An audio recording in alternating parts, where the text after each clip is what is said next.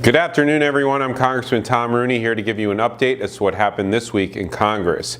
It was a short week up here in Washington because of the snowstorm on Monday and Tuesday, but we still managed to get a lot accomplished, including passing good bills that will help benefit our nation's veterans. First, the House passed the VA Accountability First Act of 2017. Let me make something very clear. The vast majority of employees at the VA are honest, hardworking individuals just trying to make a difference. And I know this having visited many of the VA clinics across Florida. But that being said, it's unfair for those good employees when the VA refuses or cannot hold bad actors accountable for wrongdoing. On average, it takes the VA longer than 6 months to remove employees who perform poorly. This bill will provide the VA Secretary with the flexibility to remove, demote, or suspend any VA employee, even those in senior positions, for poor performance or misconduct.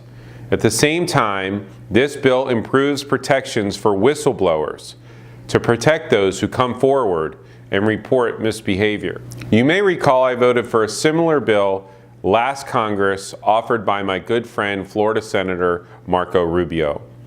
America's veterans deserve the highest quality medical care that we can give them, and this bill helps to make sure that that happens. Also passed this week was the Veterans Second Amendment Protection Act.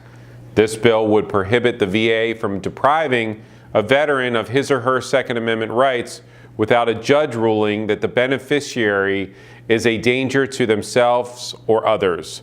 Under the current law, if a veteran appoints a fiduciary to manage their finances, they are automatically deemed mentally incompetent without any due process, and their name is sent to the National Instant Criminal Background Check System, or NICS, which could prevent them from legally purchasing a firearm.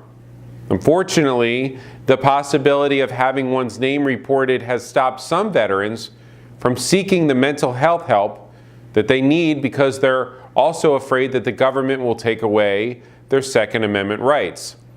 It's wrong for these brave men and women to be stripped of the very freedoms that they risk their lives to protect.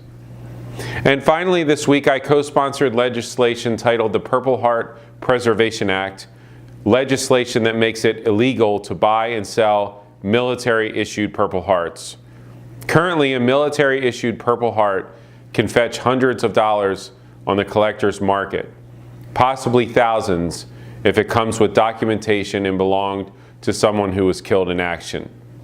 This market only exists because the Purple Hearts are issued by the military.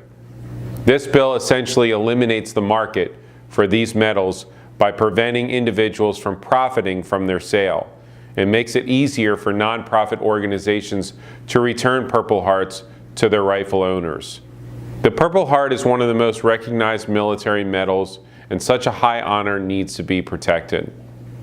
Thank you for taking the time to listen to this message. I want to wish you and your families a very happy St. Patrick's Day and hope that you have a great weekend.